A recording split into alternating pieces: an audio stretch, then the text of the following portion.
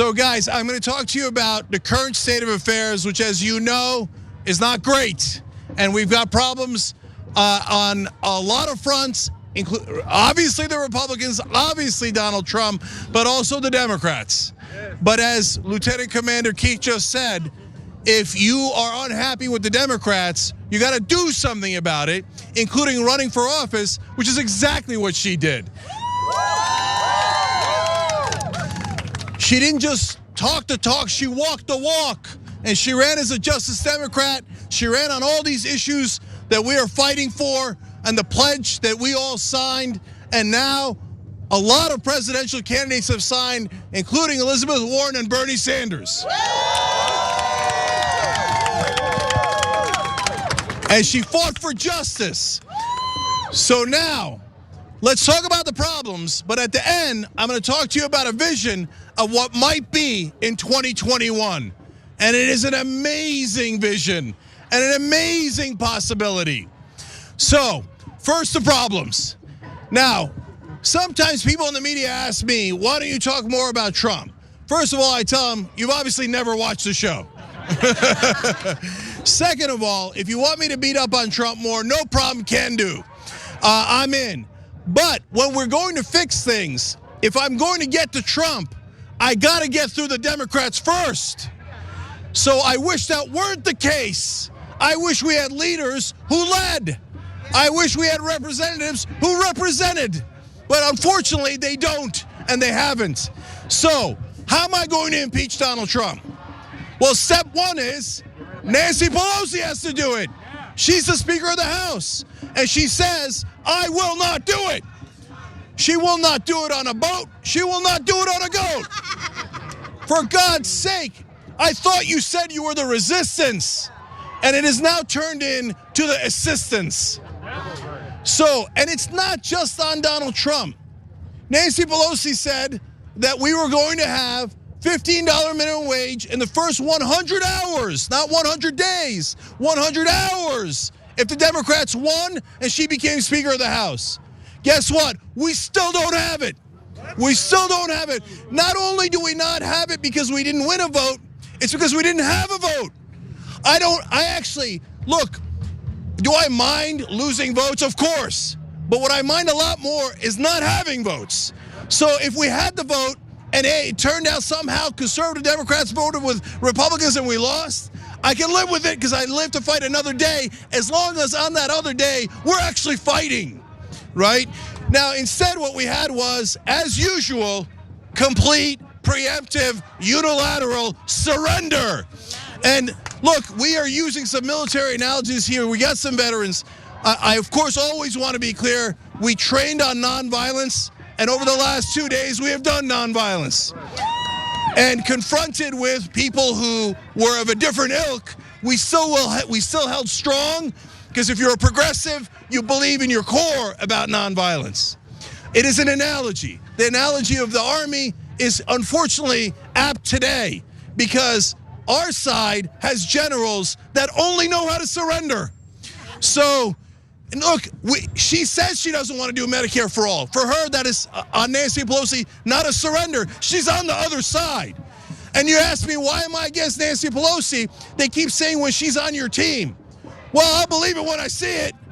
If she's against Medicare for all, is she on your team? No. If she's against the Green New Deal, is she on your team? No. If she said she was going to do $15 minimum wage and never even put it up for a vote, is she on your team? No. She called the Green New Deal the Green Dream or whatever.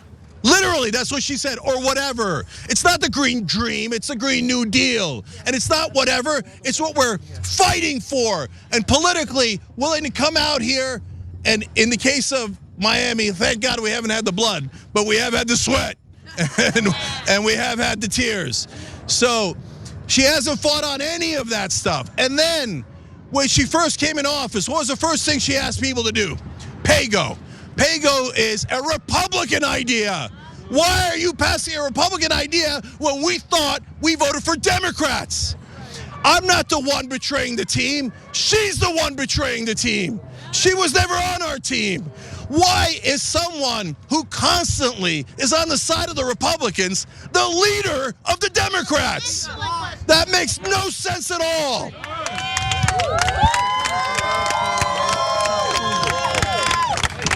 And just now, she did it again. We asked her to fight to prevent the abuse in these immigration centers, these detention centers, what people have rightfully called concentration camps.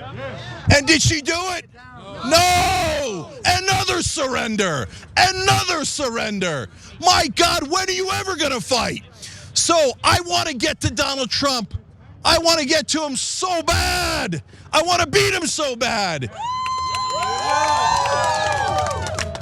We cannot risk another 4 years of a man who does not believe in our government, who does not believe in our Constitution, who would end democracy in a second if he could. But in order for us to get to Donald Trump, we have to go through his assistants. And unfortunately, in this case, in the House, it's Nancy Pelosi. Literally, no Republican can do this. No Republican can help Donald Trump as much as Nancy Pelosi. Now, they might be able to block a vote in the Senate. First of all, we'll never know if we don't try.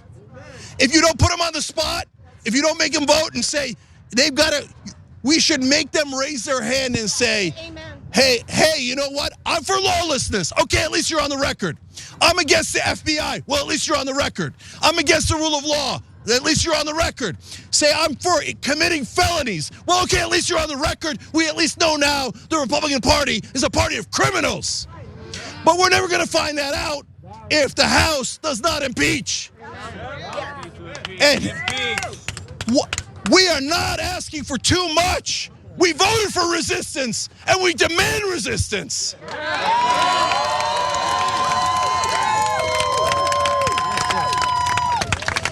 Now, on the presidential level, last time we said, my God, give us a progressive who's fighting for change, who believes in change, who's always fought for change.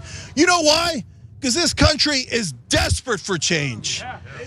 And they were so desperate for change that they voted a monster into office because they were sick of the current system. Now, you would have thought maybe, just maybe, they'd learn a lesson.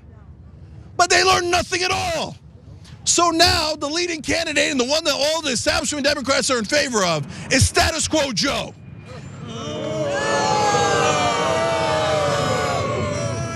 So this guy says he literally went to a group of donors and said, I promise you that nothing will fundamentally change. Well, we tried that last time. We had a candidate who was for the status quo, who promised no change, who went to the donors and who went to the banks and promised them nothing will fundamentally change. And what wound up happening? We got Donald Trump. That is not our fault. That is their fault. That is their fault. So I don't say that to go back in history. I say it because we've got a chance at redemption. I say that because I don't want another candidate that is not electable. I'm dying for a candidate that is electable. We were right last time. I was on Newsmax today. It's a conservative outlet. And you know what the host said to me afterwards? He said, thank God you guys didn't pick Bernie. He would have beat Trump. That is a conservative host who says he would have beat him. I've now talked to, if it's not thousands, it's definitely multiple hundreds of people who have literally told me, and the polling backs it up. Republicans, Trump voters saying, I would have voted for Bernie. I would have voted for him, but you didn't give me a chance. You gave me a standard politician, you gave me an elitist, and hell no, I wasn't going to vote for that. And that, look, what's done is done. But they're looking to make the same mistake again. Are you going to let them do that? No! Are you going to let them do that? No! Are you going to let them do that? No! All we're asking for is, in the case of Donald Trump, let us at him. Let us at him. Because we will beat him. We'll crush him.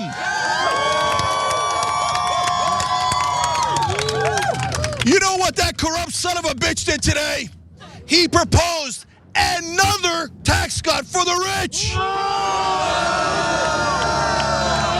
Now, progressives we say, hell no, right? Hell no. What does Joe Biden say?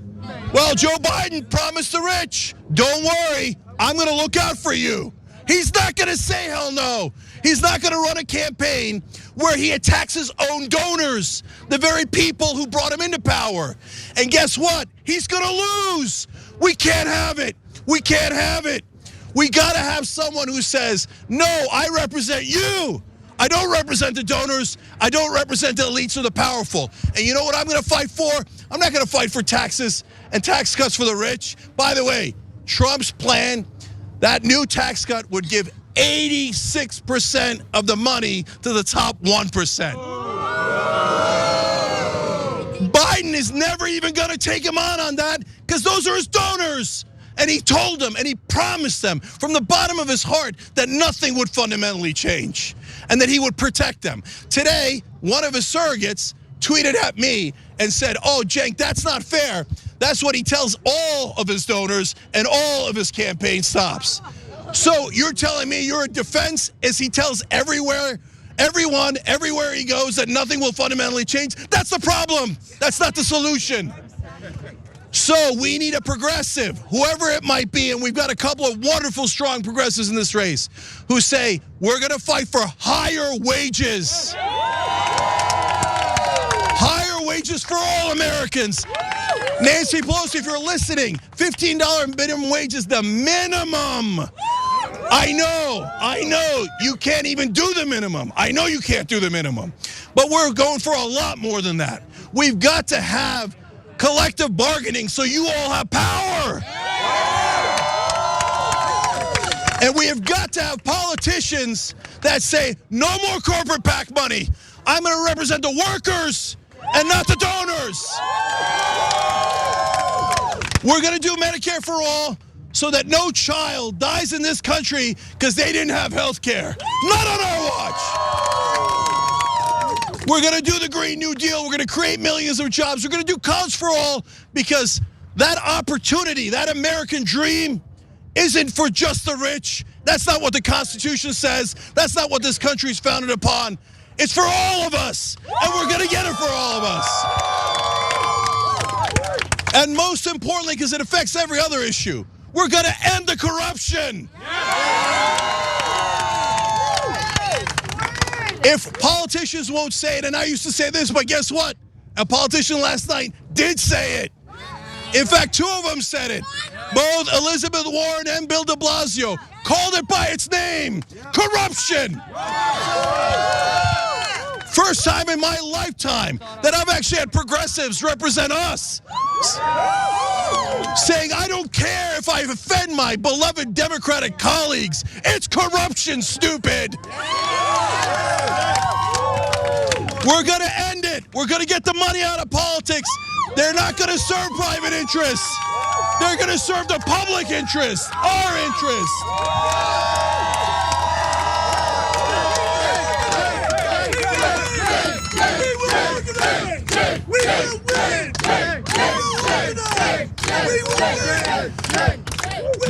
Now, I'm going to call for two things. First of all, as I made it plain earlier today, as we were talking about this, if so-called Democratic leadership will not lead and will not represent us, there's only one other choice. Step aside. Step aside. So Nancy Pelosi should resign. She should not be Speaker of the House, and under no circumstances is she our leader. Is she our leader? No. Is she our leader? No. Is she our leader? No. That's a hell no. Hell no. Let's return. Nancy, it isn't about you. Get out the way, yo. Get out the way. We're coming for Donald Trump. We're coming for Donald Trump. We're coming for him. The only thing separating us from Donald Trump, the only thing in our way is Nancy Pelosi. So either do your job or step down. Step down. But I want to end on a hopeful note because there is a ton of hope right now. More hope than we have ever had in this country. For all my political life, all I've had is a wall of corruption. Donald Trump wanted a wall. Unfortunately, he already had one. It was all of his donors. And they separate the voters from the politicians. They built a wall of money. And they bought all of our politicians. It might be legal because of the Supreme Court, but that is a bribe. That is a bribe. And you know it under any and every other circumstance. Call it what it is.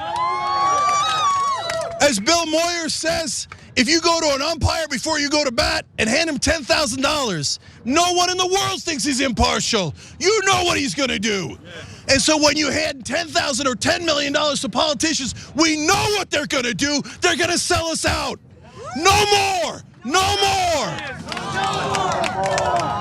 And now, for the first time, we have politicians who are willing to say, it is corruption. It is corruption, and I'm going to end it. So, guys, there is an excellent chance that a progressive wins this race. That is not wishful thinking. If the establishment thinks that weak-ass Joe Biden is going to win, that's wishful thinking. If he thinks his campaign of I will represent the rich donors is going to resonate in America, he's got another thought coming to him. And what he doesn't have is another vote coming to him. And I've now been in Iowa, I've been here in Miami, I've been all over. I haven't seen a single Joe Biden volunteer. I haven't seen a single Joe Biden supporter. If you go to the Hamptons, you go to Beverly Hills, you'll find plenty of them. But I don't see him in the streets. You know what that means? His support is soft.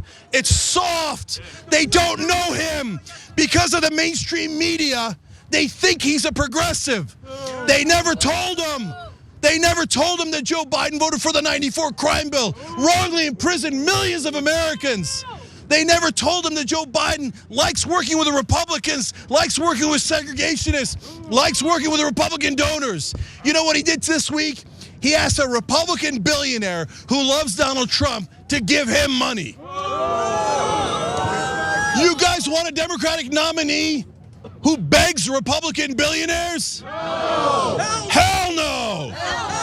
So, he's gonna lose. He is soft. He is weak. That support is paper thin, literally. It's based on paper, the money, the greenbacks. It is thin.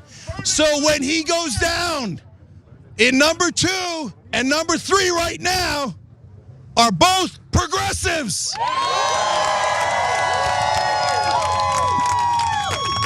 We're gonna win. We're gonna win.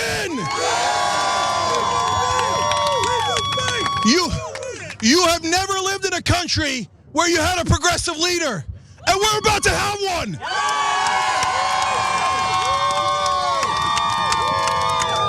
I have asked you many times on the Young Turks to whisper of a dream, to think of a day when we end the corruption and we pass an amendment to end the private financing, to end the bribery, to end the corruption. But I want you to think of another dream today, because when you have a progressive president, all of the things we believe in are possible. 76% of Americans want to raise taxes on the rich. They don't want to lower them. They want to raise them. They want to raise them. If you have someone who represents you rather than the donors, all of a sudden we're in the ball game. Anything is possible. So, guys, I can go on and on about all the different policies we might pass, but I want to focus on one here at the end. Imagine the day that after all of the naysayers in the Democratic Party, the Republican Party, and in the media, all the ones who said, how are we going to pay for that, even though our current system costs twice as much? On that day, when we get Medicare for all passed,